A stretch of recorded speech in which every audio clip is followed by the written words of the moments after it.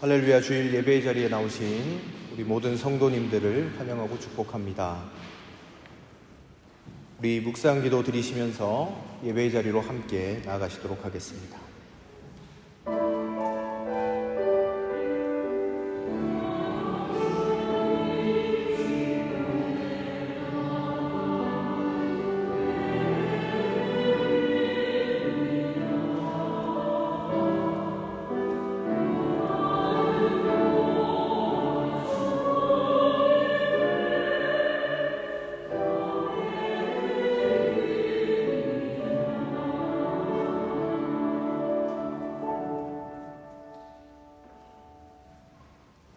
우리 다 같이 자리에서 일어나셔서 찬송가 29장으로 하나님께 영광 올려드리도록 하겠습니다.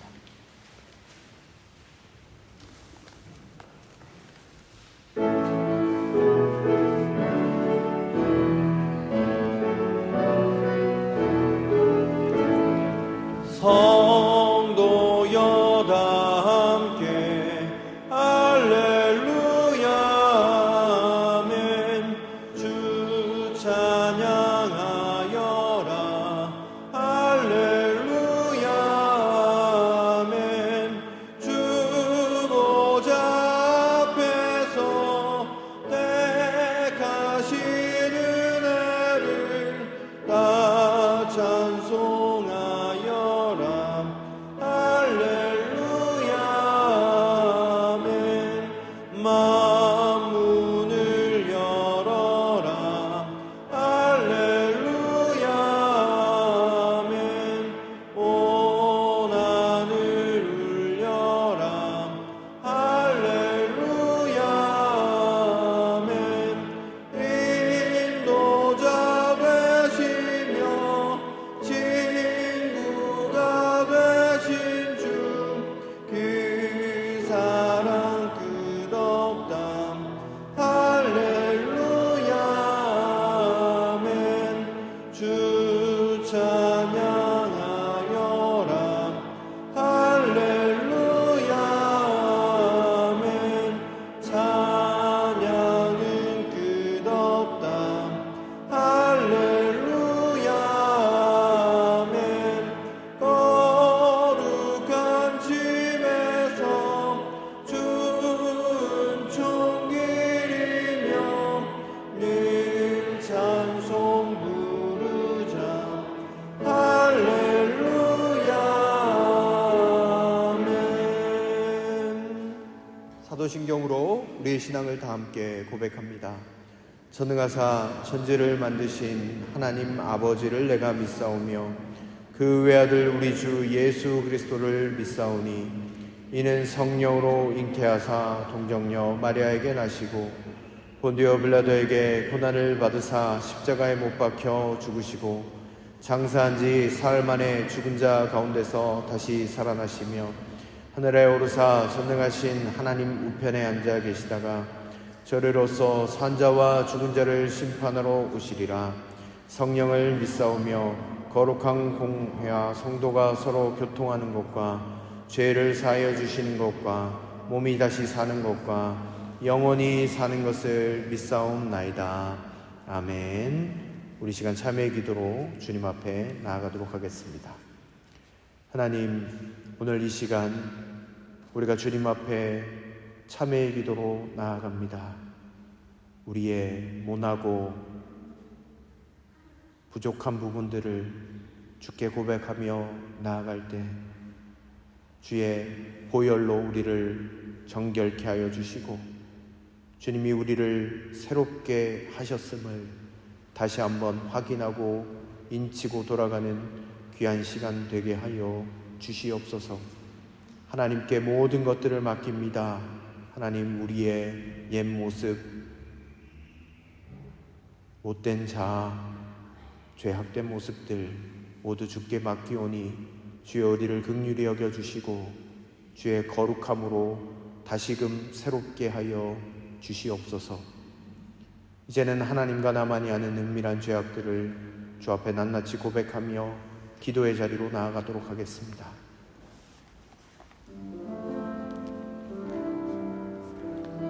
주님, 우리를 긍휼히 여겨 주옵소서. 주의 은혜의 자리로 인도하여 주옵소서. 하나님, 주님께서 우리를 새롭게 하셨음을 다시 한번 마음에 되새깁니다. 하나님, 구습을 따르는 옛 사람을 벗어 던져버리게 하시고, 하나님, 오로지 예수 그리스도 우리 주님께서 허락하신 새 옷을 입고 살아가는 우리의 삶 되게 하여 주시옵소서. 주님, 우리는 주님의 것입니다. 하나님, 우리의 죄악된 모든 부분들을 주께서 정결하게 씻어주시고 주의 십자가의 은혜로 하나님 거듭나는 귀하고 복된 시간 되게 하여 주시옵소서. 하나님, 함께 하실 것을 믿습니다. 주님, 우리를 긍휼히 여겨주시고 주의 은혜 자리로 인도하여 주옵소서. 주의 제물로 주를 인도하여 주옵소서. 주의 제물로 주를 인도하여 주옵소서.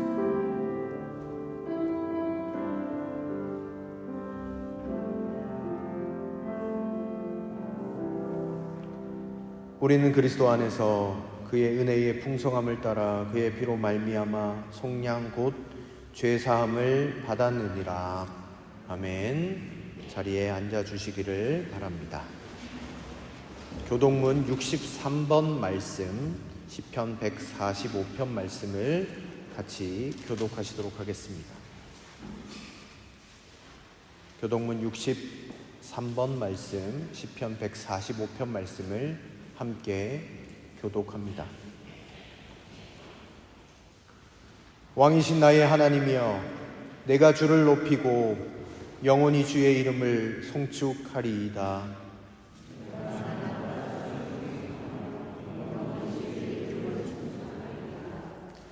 여호와는 위대하시니 크게 찬양할 것이라. 그의 위대하심을 측량하지 못하리로다.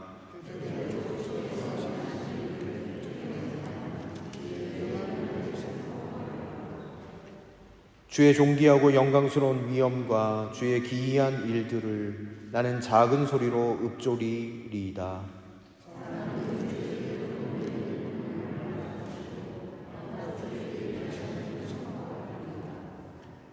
그들이 주의 크신 은혜를 기념하여 말하며 주의 의를 노래하리이다.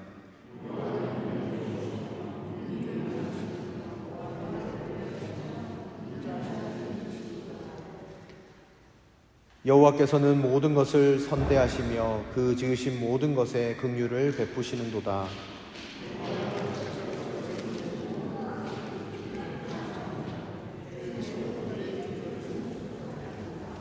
아멘. 우리 찬송가 342장을 찬송 드리신 후에 장정인 권사님의 기도 인도로 함께 기도 드리시도록 하겠습니다.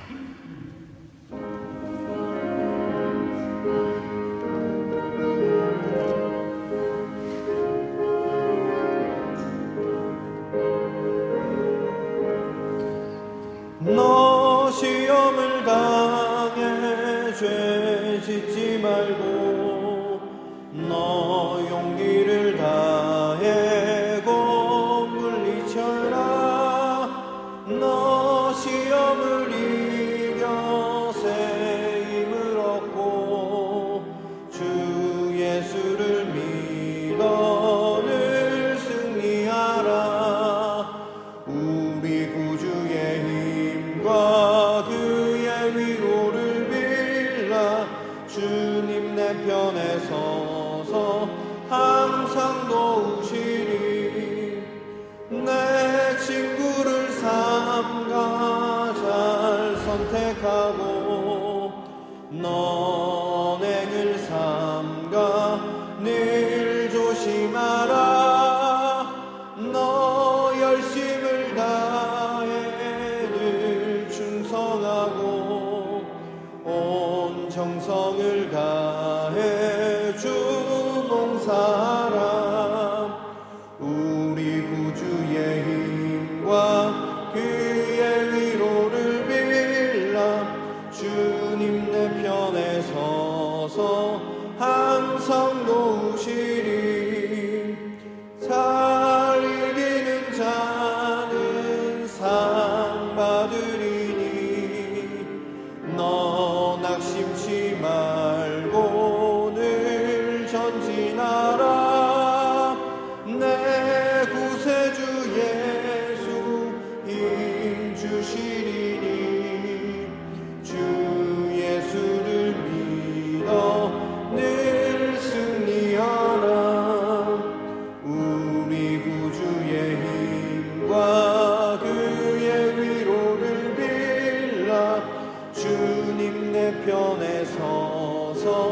항상 도우시니. 아멘.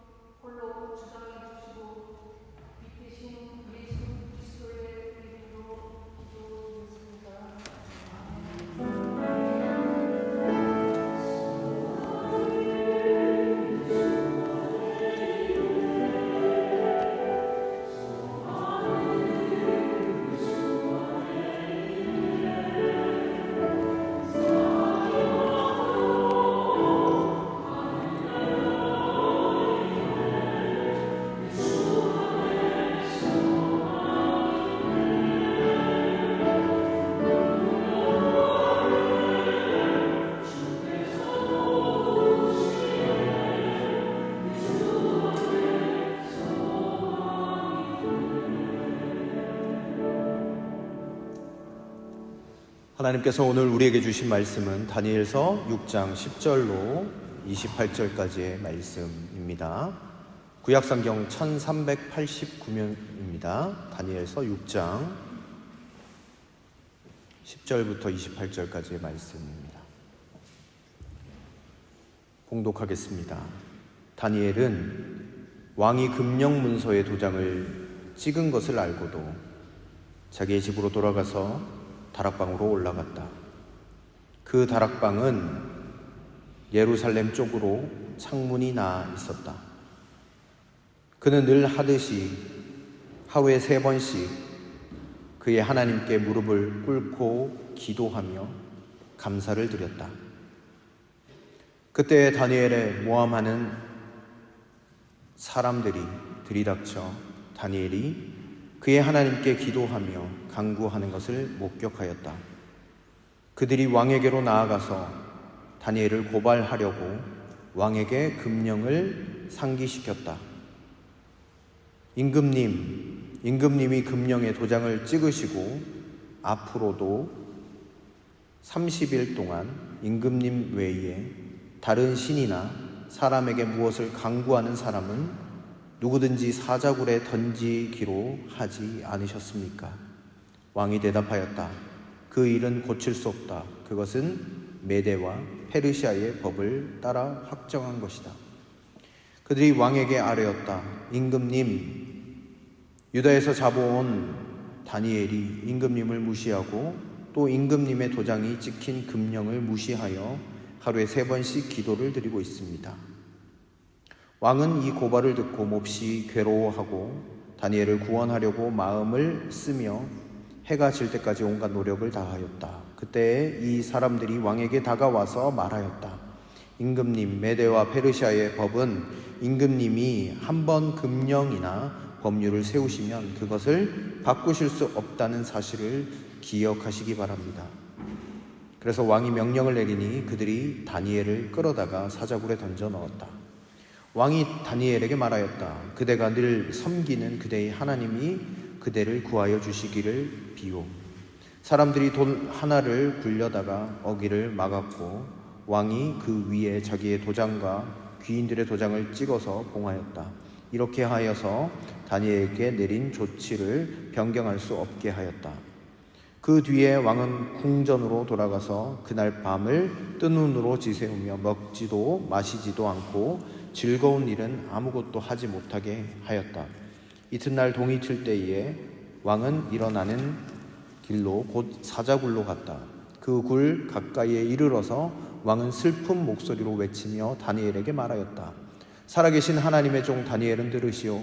그대가 늘 섬기는 그대의 하나님이 그대를 사자들로부터 구해 주셨소. 다니엘이 왕에게 아뢰었다. 임금님의 만수무강을 빕니다. 나의 하나님이 천사를 보내셔서 사자들의 입을 막으셨으므로 사자들이 나를 해치지 못하였습니다. 그것은 하나님 앞에서 나에게 죄가 없다는 사실이 드러났기 때문입니다. 임금님, 나는 임금님께도 죄를 짓지 않았습니다. 왕이 매우 기뻐하면서 다니엘을 굴에서 끌어올리도록 명령하니 사람들이 다니엘을 굴에서 끌어올렸다. 그가 자기 하나님을 신뢰하였기 때문에 그에게 아무런 상처도 찾아볼 수 없었다. 왕이 명령을 내려서 다니엘을 헐뜯은 사람들을 데려오게 하고 그들과 그 자식들과 아내들을 사자굴에 던져 넣으니 그들이 굴 밑바닥에 닿기도 전에 사자들이 그들을 움켜서 그 뼈까지 부서뜨렸다. 그때 다리우스 왕은 전국에 사는 민족과 언어가 다른 백성에게 조서를 내렸다. 내 백성에게 평화가 넘치기를 바란다. 내가 다음과 같이 법령을 공포한다. 내 나라에서 나의 통치를 받는 모든 백성은 반드시 다니엘이 섬기는 하나님을 공경하고 두려워하여야 한다. 살아계신 하나님이 영원히 다스리신다. 그 나라는 멸망하지 않으며 그의 권세는 무궁하다. 그는 구원하기도 하시고 건져내기도 하시며 하늘과 땅의 표적과 기적을 행하시는 분 다니엘을 사자 입에서 구하여 주셨다. 바로 이 사람 다니엘은 다리우스 왕이 다스리는 동안과 페르시아의 고레스 왕이 다스리는 동안 잘 살았다. 아멘. 오늘 복된 음성 성가대에 찬양이 있도록 하겠습니다.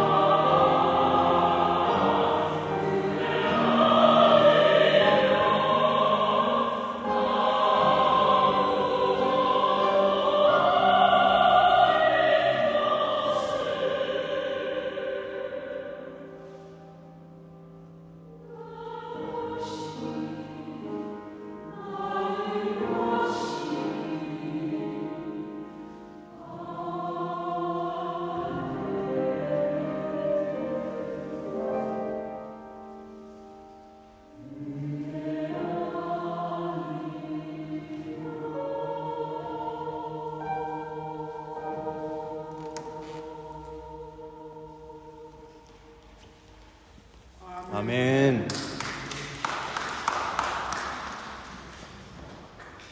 네, 얼마 만에 듣는 우리 성가대의 찬양인지 모르겠습니다. 우리 격려를 하려면 뜨겁게 우리 격려를 하도록 하겠습니다. 감사합니다.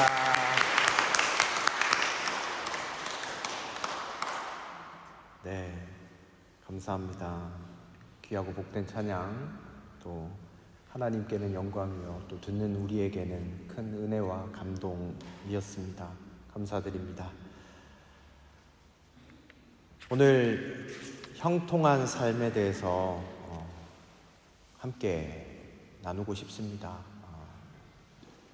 우리 신년맞이 아침 기도회 때 형통한 삶에 대해서 3번 나눴는데 오늘까지 해서 마무리 지으려고 합니다. 여러분, 올 한 해 주님의 은혜 가운데 만사 형통하는 은혜가 있게 되기를 간절히 축원드립니다. 두 형제가 있었습니다. 이 두 형제는 교회에 출석하는 형제였는데요. 목사님이 설교 시간에 이렇게 얘기를 했어요. 목사님이 설교 시간에 여러분 만사 형통하시기 바랍니다 하고 계속 말씀하시는 거예요.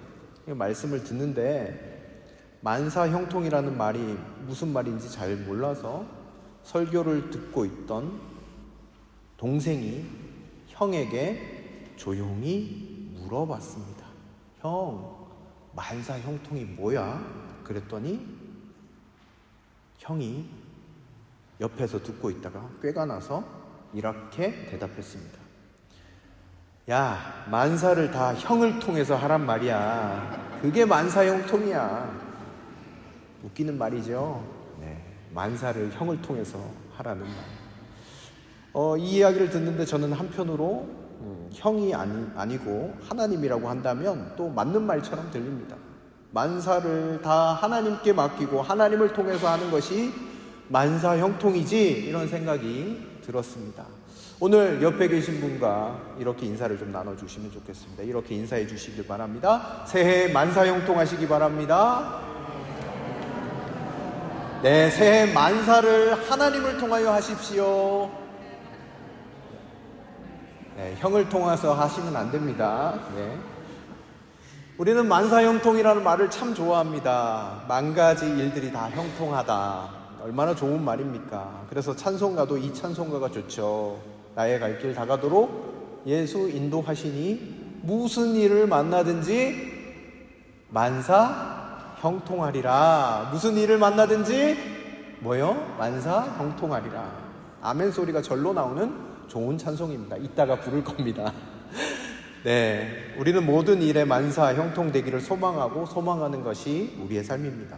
그래서 신년맞이 아침 기도를 통해서 형통한 삶에 대해서 함께 말씀을 나누었습니다. 혹시 말씀을 듣기를 원하시는 분들은 유튜브 복음교회 들어가시면 3일 연달아 이렇게 들으실 수 있습니다. 첫날 여호수아의 형통함에 대해서 나누었고, 또 둘째 날은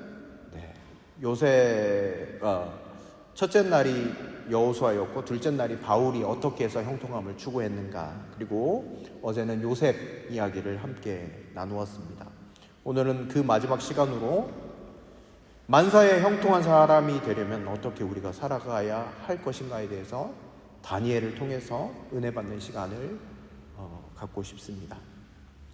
여러분, 다니엘 하면 뭐가 떠오르세요? 다니엘 하면 사자굴, 오늘 본문 떠오르시죠? 그리고 또 채식했던 거 여러분 잘 기억하실 겁니다. 왕의 진미를 먹지 않았던 다니엘이었습니다. 또 그 결단이 생각나실 거고요. 또 오늘 본문처럼 유명하게 또 사자굴에 던져진 다니엘의 모습도, 또 기도하는 다니엘의 모습도 여러분 생각나실 겁니다. 네, 맞습니다. 이게 다니엘의 모습이죠.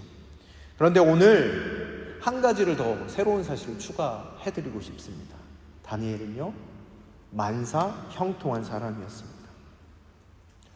보통 정권이 바뀌면 어떻습니까? 전 정권의 사람들은 어떻게 됩니까? 다 쫓겨나는 것이 정상입니다. 때때로 감옥에 넣기도 하잖아요.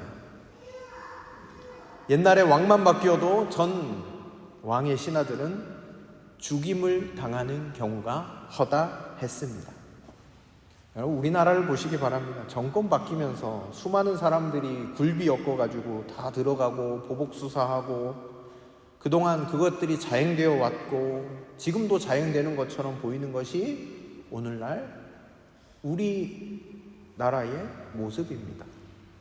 근데 다니엘은요, 정말 대단한 것 같아요. 정권이 바뀌어도 계속해서 살아남고 형통함을 드러냈던 사람입니다. 여러분, 다니엘은요, 남유다 사람이었어요. 바벨론에게 망할 때까지 마지막 왕이 나라를 다스릴 때 소년으로 남유다에서 살아왔습니다. 그러다가 바벨론의 느부갓네살 왕이 쳐들어와서 남유다가 멸망하게 됐고 끌려가게 되었어요. 포로로. 여러분, 나라가 망하면 개개인의 운명은 어떠합니까? 똑같이 망하는 거예요. 포로로 끌려가고 종으로 사는 거죠. 여러분, 인생이 꼬이는 것이 눈앞에 있는 것이 바로 다니엘의 삶이었어요. 형통이 아니라 불통의 인생처럼 보이는 인생이 다니엘의 인생이다라고 이야기할 정도로, 이야기해도 과언이 아닐 정도로 그런 인생을 살아가야만 하는 타고난 운명이 그런 것처럼 그렇게 살아야 하는 사람임에도 불구하고 나라도 망하고 집도 망하고 혈혈단신 10대 때 포로로 잡혀왔는데 다니엘은 어떻게 되었냐 이 말입니다. 여러분, 바벨론의 총리가 된 거 아시죠? 그런데 더 놀라운 구절이 나오는데 바벨론은 그 당시 패권국가임에도 불구하고 느부갓네살 왕이 다니엘에게 절하는 장면이 기록되어져 있어요. 우리 성경을 오늘 좀 찾아보셔야 되는데 2장 46절로 한번 가보겠습니다. 다니엘서 2장 46절 말씀. 여러분, 느부갓네살 왕이 바벨론의 왕이에요. 46절 한번 보겠습니다. 느부갓네살 왕이 엎드려서 다니엘에게 절하고 예물과 향품을 그에게 주도록 명령을 내렸다. 아멘. 느부갓네살 왕이 다니엘에게 절을 했대요. 예물과 향품을 주었대요. 여러분, 이게 말이 됩니까? 그 당시 패권 국가의 왕이 다니엘에게 절을 한다? 상상이 안 되는 일이에요. 물론 다니엘에게 하나님의 지혜가 있었기 때문 이미 분명한데, 그런데요, 느부갓네살 왕이 지나서 바벨론의 벨사살 왕이 있을 때까지 나라를 다스리는 권세를 가지고 있었어요. 왕이 바뀌었는데도 또 총리의 자리에 있는 거예요. 다스리는 자리에 있는 거예요. 뭐 여기까지는 두 왕이니까 이해가 됩니다. 그런데 이제 나라가 바벨론이 완전히 멸망하고 새 나라가 일어났어요. 5장 31절 말씀 한번 보실까요? 5장 31절 보시면 메대 사람 다리우스가 그 나라를 차지하였다. 다리우스의 나이는 62살이었다. 아멘. 다리우스가 그 나라를 차지했대요. 이제 바벨론이 끝이 나고 메대라는 나라가 새롭게 세워졌어요. 여러분, 이러면 어떤 일이 보통 일어납니까? 피바람이 일어나는 게 정상이에요. 바벨론의 신하였는데, 통치자였는데 다니엘이 살아남을 수 있습니까? 그런데 6장 3절 말씀을 한번 보시기 바랍니다. 그런데 다니엘이 다른 정승들이나 지방 장관들보다 더 우수하였으므로 왕이 그를 나라의 통치자로 임명하고자 하였다. 아멘. 다니엘이 나라가 바뀌고 왕이 바뀌었는데 여전히 총리로 승승장구하고 있습니다. 이때 역사적으로도 나이도 많은 노년의 때였어요. 게다가 오늘 읽었던 본문 6장 28절 모습을 보시기 바랍니다. 6장 28절 말씀 보시면 바로 이 사람 다니엘은 다리우스 왕이 다스리는 동안과 또 왕이 바뀌고 나라가 바뀌어요. 페르시아의 고레스 왕이 다스리는 동안 잘 살았다. 지금 몇 대 왕입니까? 남유다 왕, 바벨론의 느부갓네살 왕, 벨사살 왕, 그 다음에 다리우스 왕, 고레스 왕. 5왕이 다스릴 때 나라가 여러 번 바뀔 때까지도 하나님께서 형통하게 해주셨어요.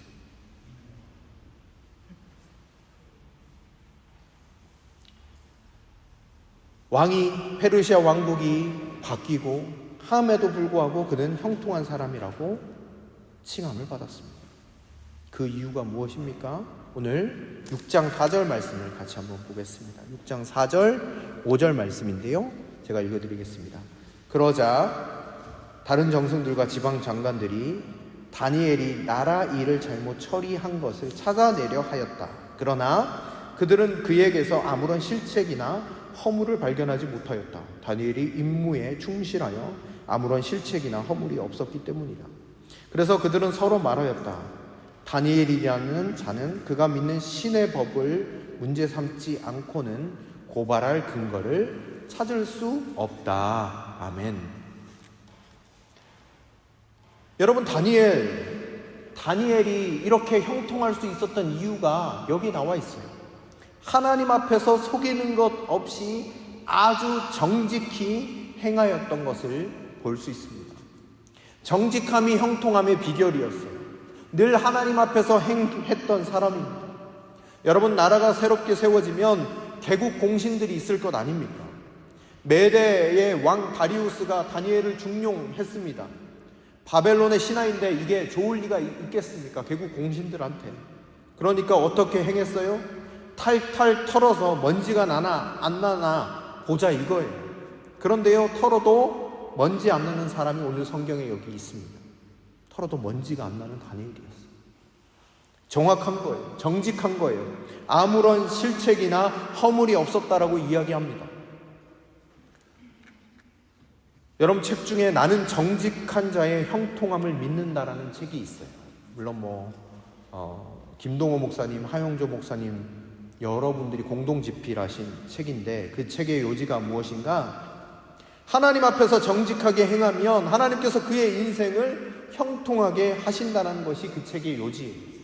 투명하게 행하고 깨끗하게 행하고 속이는 것이 없이 행하면 사업이든지 무엇이든지 나중에는 그 모든 것들이 드러나서 형통하게 된다라는 하나님의 법칙을 그 책에서 소개하고 있는 것을 볼 수 있습니다. 여러분, 다니엘도 바로 이 정직함이 형통함의 비결이었습니다. 어떻게 나라가 바뀌어도 그가 형통하고 중용받을 수 있었습니까? 그것은 정직함에 있었다라는 거예요. 거짓이 없었다라는 것입니다. 그것이 그의 인생을 형통하게 만드는 일이었습니다. 여러분, 미국에서 세탁소로 인하여 성공한 한국분이 한 분 계세요.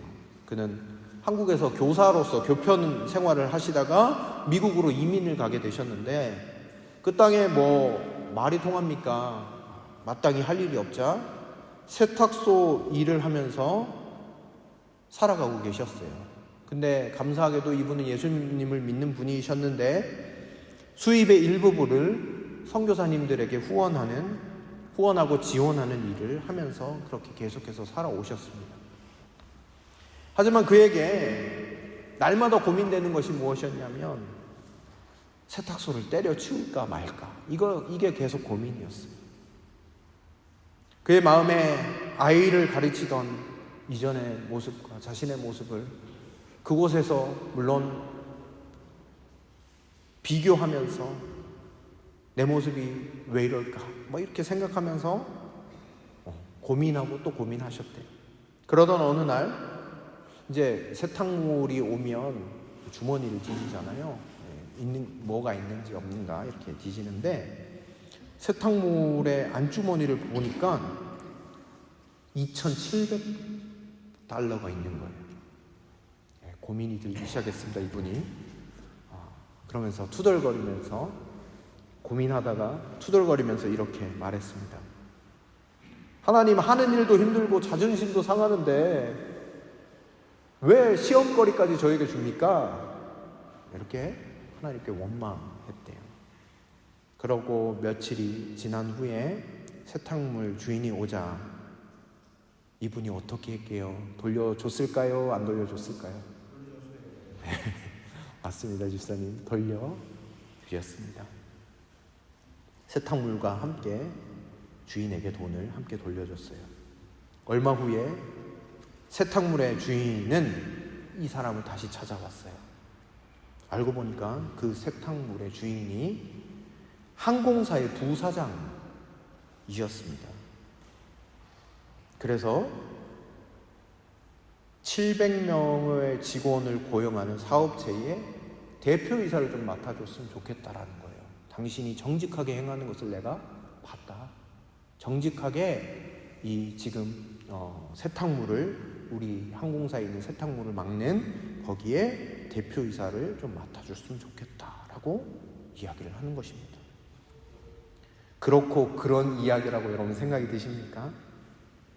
하지만 분명한 것은 정직이 형통함의 힘이 된다는 것을 아주 정확하게 보여주고 있는 것 같습니다.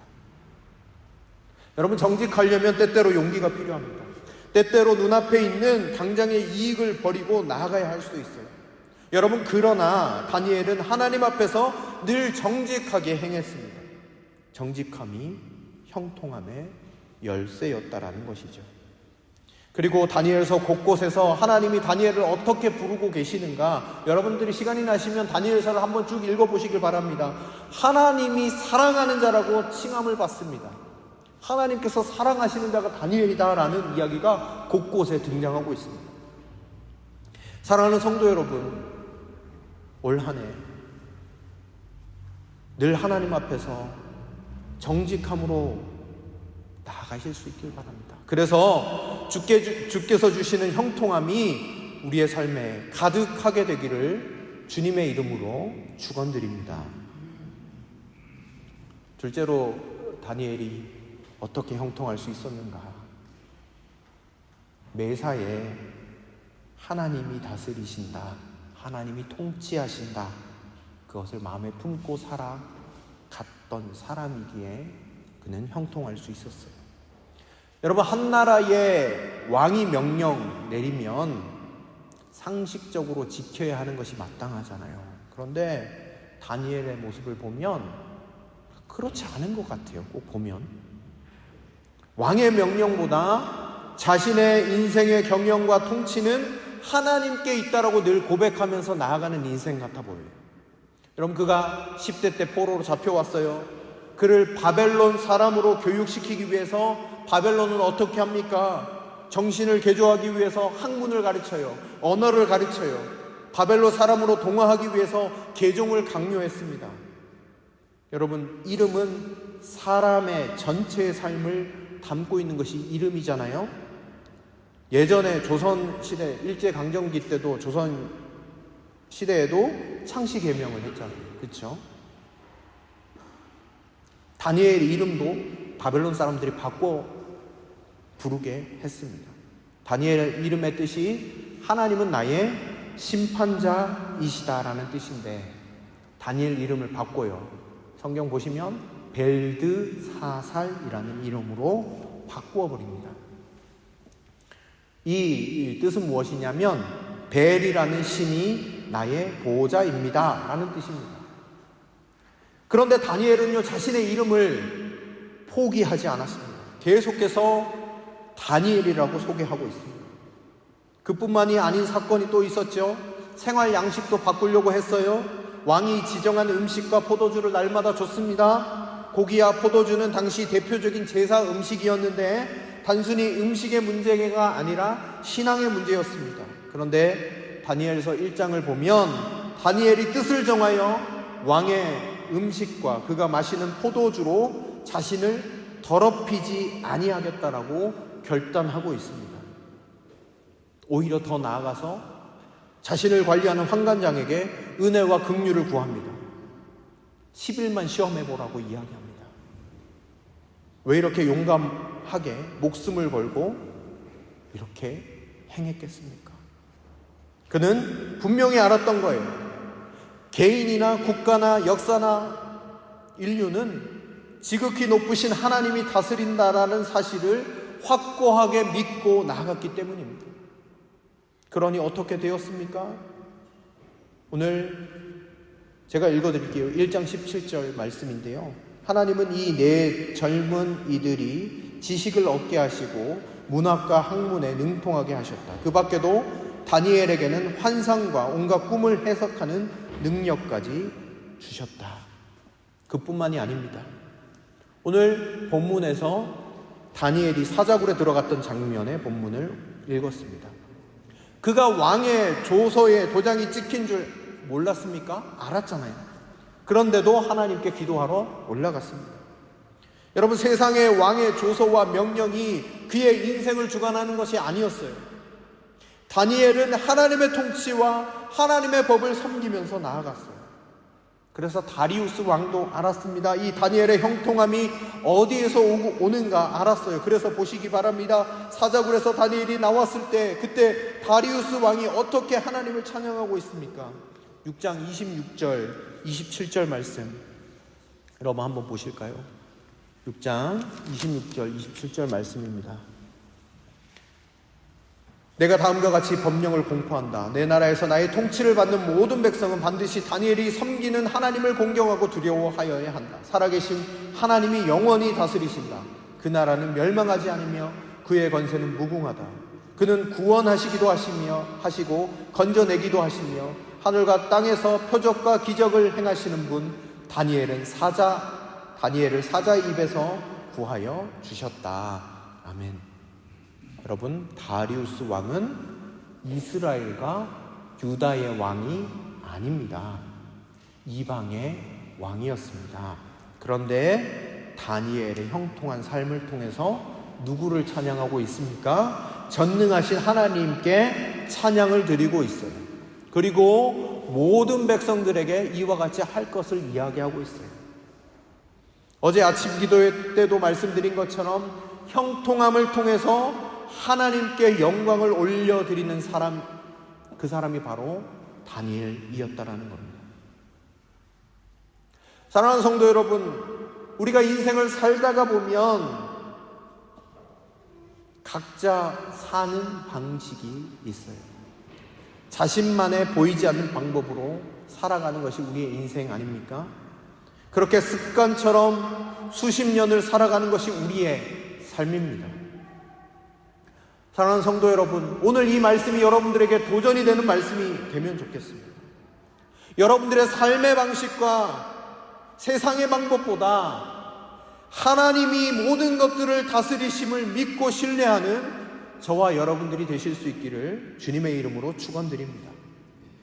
나의 삶도요, 가정도요, 직장도요, 세상도 모두 다 하나님의 통치 아래 있음을 기억하면서 다니엘처럼 하나님의 통치만이 내 삶의 유일한 결정 기준이 되는 저와 여러분들이 되실 수 있기를 주님의 이름으로 축원드립니다.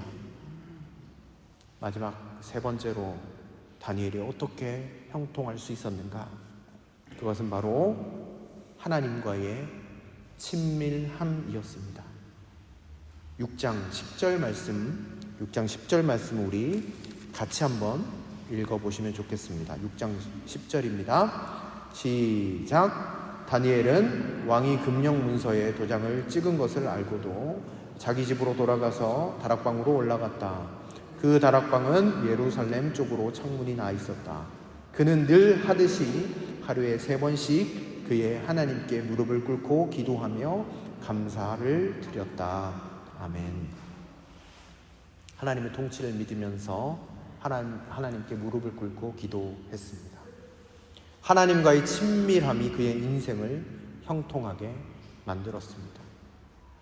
여러분, 뛰어나고 잘난 사람이 형통한 것입니까? 능력 있고 훌륭한 사람이 형통한 것입니까?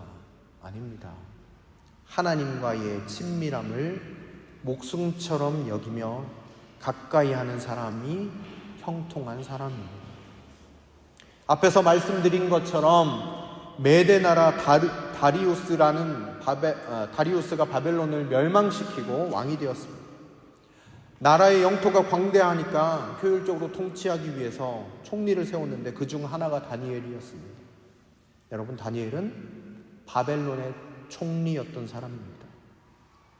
앞에서 말씀드린 것처럼 개국 공신들이 얼마나 노할 일입니까? 숙청의 대상인데, 그러니까 시기가 시작되는 거예요. 털어서 먼지가 나지 않으니까 제거할 방법을 찾았습니다. 다니엘의 삶을 보니까, 하나님께 매일 기도하는 모습을 보니까 꾀를 냈어요. 저 다니엘 기도 못하게 왕의 명령을 며칠간 내리면 바로 다니엘이 잡혀갈 것이라고 그들이 생각했습니다. 그런데 그럼에도 불구하고 다니엘은 하루에 3번씩 하나님께 기도드렸습니다. 이것이 정적을 제거하는 결정적인 증거로 이 모함하는 자들이 증거로 삼은 것입니다. 다니엘은 정적들의 모략을 다 알고 있으면서도 하나님께 기도했습니다. 하나님과 친밀한 관계를 계속 유지하는 겁니다. 권력보다 친한 분이 하나님이셨습니다. 돈보다 친한 분이 하나님이셨습니다. 명예보다 목숨보다 더 중하게 여긴 분이 하나님이셨습니다. 이것이 다니엘 가운데 하나님께서 평생 형통한 자라고 일컬음을 받았던 비결 중에 하나가 아닐까요?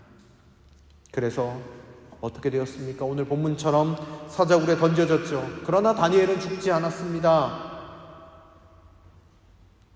그래서 다리우스 왕이 다니엘을 형통케 하신 하나님을 만방에 선포하게 되었습니다. 놀라운 일입니다. 사랑하는 성도 여러분, 성경을 살펴보시기 바랍니다. 아담과 하와가 선악과를 따먹고 형통을 잃어버린 것은 하나님과의 친밀감을 잊어버렸기 때문입니다. 한평생 범사에 형통한 삶을 살았던 요셉도 늘 하나님과 친밀한 관계를 그리고 친밀한 삶을 살며 나아갔습니다. 여러분, 이스라엘의 모세, 그 광야 생활 동안 말을 듣지 않는 이스라엘 백성, 그들의 지도자로 어떻게 그가 설 수 있었겠습니까? 성경은 분명히 기록하고 있습니다. 그가 자신의 친구와 이야기함 같이 하나님과 친밀했다고 성경은 분명히 기록하고 있습니다. 여러분, 다니엘의 형통함이 어디에서 나옵니까? 하나님과의 친밀한 교제, 거기에서 형통함이 시작되었습니다. 사랑하는 성도 여러분, 올 한 해 우리가 더욱더 하나님과 친밀해지는 것이 우리의 삶의 목표가 되어지면 좋겠습니다. 여러분 인생에 생각해 보십시오. 조금만 이득이 되는 사람이 있다고 하면 어떻게든지 그 사람과 친하게 지내보려고 다가가고 또 다가가는 것이 우리의 인생 아닙니까? 그렇게 노력하는 것이 우리의 모습 아닙니까? 여러분, 그런데 하나님의 약속이 여기에 있습니다. 하나님께 친밀히 나아가면 하나님께서 형통하게 하시겠다고 약속하셨습니다. 이 약속이 있음에도 불구하고 하나님께 친밀함으로 나아가지 않는 우리의 모습을 바라봅니다. 우리의 인생에 조금만 이득이 있다고 하면 그 사람에게 잘 보이기 위해서 그 사람에게 다가가는데, 하나님의 영원한 약속과 하나님의 그 은혜의 말씀이 여기 있음에도 불구하고 우리의 모습 가운데는 하나님과의 친밀함은 온데간데 없는 우리의 모습을 발견하곤 합니다. 그러나 여러분, 오늘 이 말씀 가운데서 우리가 다시 한번 결단하며 나아가면 좋겠습니다. 하나님의 친밀함, 하나님과의 친밀함이 형통함의 조건이라고 한다고 하면 여러분, 우리의 인생을 걸 수 있습니다. 친밀함 가운데 우리의 인생을 걸고 나아갈 수 있습니다. 올 한 해 여러분, 오늘 이 말씀을 기억함으로 말미암아 하나님과 친밀하게 되는 것을 우리 인생의 올 한 해의 목표로 삼고 달려나아가는 저와 여러분들이 되실 수 있기를 주님의 이름으로 간절히 축원드립니다. 말씀을 맺으려고 합니다. 올 한 해 여러분들에게 다니엘의 형통함이 함께 하시기를 간절히 축원드립니다. 늘 하나님 앞에서 정직하게 행하십시오. 세상의 왕이 아니라, 세상의 법이 아니라 하나님의 통치와 하나님의 다스리심에 대한 절대적인 믿음, 신뢰를 붙잡고 가십시오. 그리고 올 한 해 끝까지 주님과 친밀함, 그것을 붙잡고 나아가셔서 다니엘처럼 주의 형통함을 받아 누리는 저와 여러분들이 되실 수 있기를 간절히 축원드립니다. 기도하도록 하겠습니다. 오늘 함께 기도할 때 하나님, 올 한 해 다니엘과 같이 형통한 삶을 살길 원합니다. 하나님, 만사 형통하는 은혜가 우리 가운데 있게 하여 주십시오.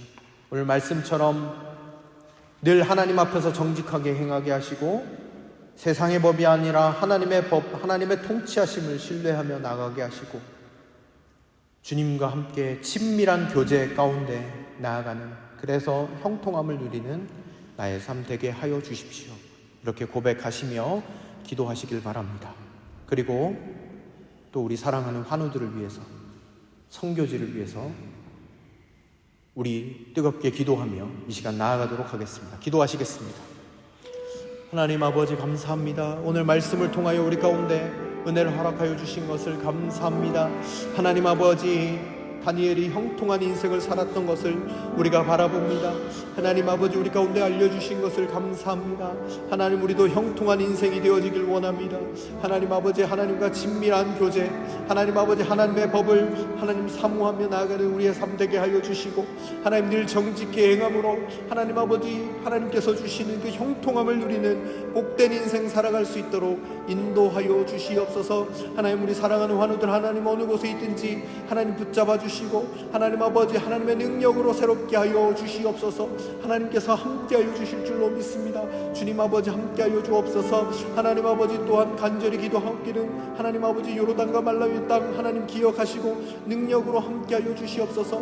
능력으로 함께하시고 온전한 하나님의 은혜로 충만하게 채워주시고 선교사님의 건강함을 하나님 지켜주셔서 하나님 그의 인생이 정말 주 앞에서 복된 인생 될 수 있도록 인도하여 주옵소서. 하나님 복음의 능력이 나타나는 하나님 아버지의 그 땅 될 수 있도록 아버지 함께하여 주시옵소서.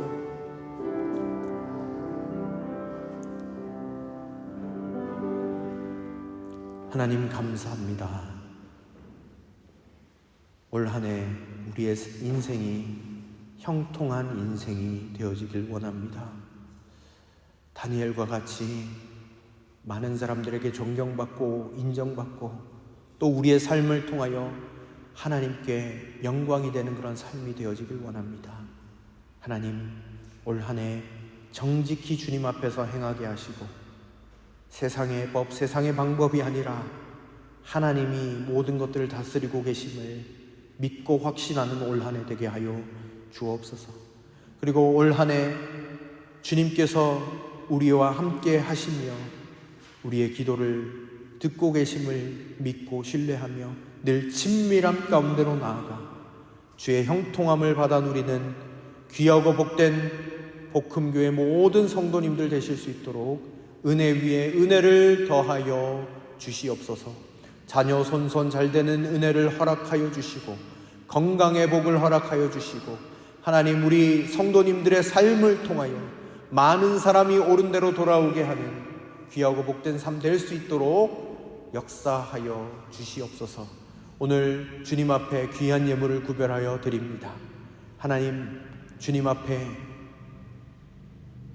우리의 물질을 구별하여 드리는 손길 하나님 기억하여 주시고 하나님, 형통함의 은혜를 각 가정마다 허락하여 주시고 하나님께서 허락해 주시는 그 은혜 따라 더 큰 감사함으로 우리가 주님 앞에 영광 올려드리고 또한 많은 사람들 앞에서 주님을 증거하는 복된 통로로 쓰임받는 우리의 삶 되게 하여 주시옵소서.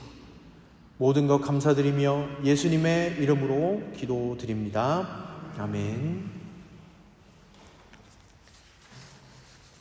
우리 장로님 나와주셔서 교회 소식을 전해주시도록 하겠습니다.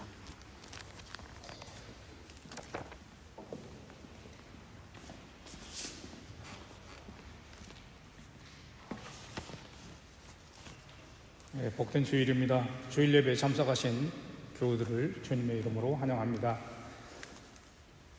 예배 후에 교회 별관에서 신교의 다과 나눔이 있습니다. 교우들 모두 참석하여서 함께 친교의 시간을 나누시기 바랍니다. 복된 음성 성가대가 다시 찬양으로 하나님께 영광 돌리게 해주신 하나님께 다시금 감사를 드립니다. 성가 대원과 지휘자, 반주자에게 하나님께서 힘과 능력을 허락하여서 맡겨진 사명 잘 감당할 수 있도록 우리 교우 모두가 함께 기도하여 주시기 바랍니다. 예배 후에 별관에서 다과를 나누시면서 신구역 모임을 실시하도록 하겠습니다. 새로운 구역장도 선출하여 주시기 바랍니다. 지난주에 신구역 편성을 하지 못하신 분들은 담임 목사님께 문의하여 주시기 바랍니다. 잠깐 안내 말씀을 드리면 믿음구역은 부엌 건너편에서 모여주시기 바랍니다. 소망구역은 남신도 모임이 있는 저쪽에서 모이면 좋고요. 사랑구역은 성가 연습하시는 장소에서 모였으면 좋겠습니다. 은혜구역은 남신도의 앞방, 조그만 방에서 모여주셨으면 좋겠습니다. 청년은 친교 라움을 이용해 주시기 바랍니다. 복음교회 집사 선출 선거가 오늘로 마감이 됩니다. 예배 후에 멜랑톤 잘에서 선거위원들의 개표가 진행됩니다. 다음 주 예배 후에 신구 재직회로 모입니다. 신구 재직들은 모두 참석하여 주시기 바랍니다. 제52차 정기공동의회를 아래와 같이 소집합니다. 2023년 1월 22일 주일 예배 후에 멜랑톤 잘에서 있겠습니다. 안건은 22년 사업 및 결산 보고 및 2023년 사업계획 및 예산안 처리가 있겠습니다. 복음교회 장로 선출이 아래와 같이 있음을 공고합니다. 좋은 일꾼이 세워지도록 간절히 기도하여 주시기 바랍니다. 1차 투표 기간은 1월 29일부터 2월 26일까지. 잠깐 안내 말씀드리면 3분의 2가 1차 투표에서 두 분이 1차 투표에서 결정이 나면은 2차 투표는 필요가 없습니다. 만약에 3분의 2가 안 될 경우 2차 투표 기간 3월 5일 필요시 임시 공동회를 소집해서 결정하게 됩니다.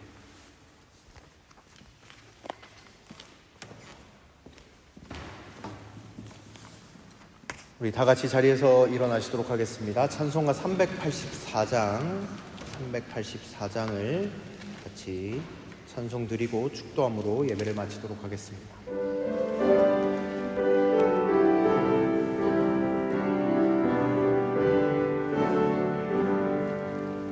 나의 갈 길 나가도록 예수 인도하시니 내 주 안에 있는 긍휼 어찌 의심하리요.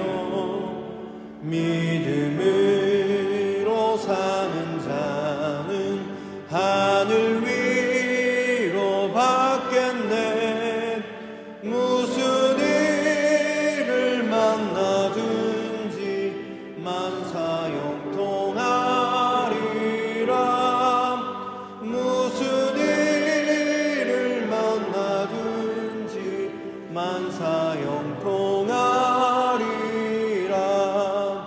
나의 갈 길 나가도록 예수 인도하시니 어려운 일 당한 때도 족한 은혜 주시네. 나는 심히 고단하고 영혼 매우 가난하. 나의 앞에 반석에서 샘물 나게 하시네. 나의 앞에 반석에서 샘물 나게 하시네. 나의 갈 길 나가도록 예수 인도하시니 그의 사랑 어찌 큰지 말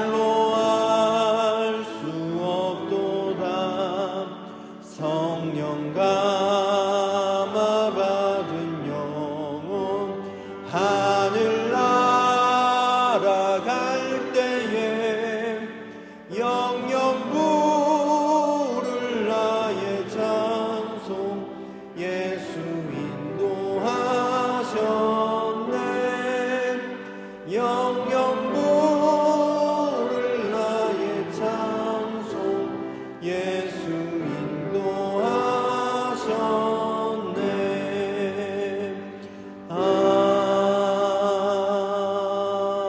아멘. 기도하겠습니다. 이제는 우리 구주 예수 그리스도의 은혜와 하나님의 사랑과 성령의 교통하심이 하나님의 말씀을 기억하며 다니엘과 같이 하나님의 말씀을 지키고 정직히 해가며 또 하나님을 늘 가까이 하며 살아나아갈 때 형통한 삶이 우리에게 주어짐을 깨닫고 늘 주의 길로 걷기로 다짐하고 나아가는 여기에 모인 모든 예배자들 가운데 이제로부터 영원토록 함께 하시기를 간절히 축원하옵나이다.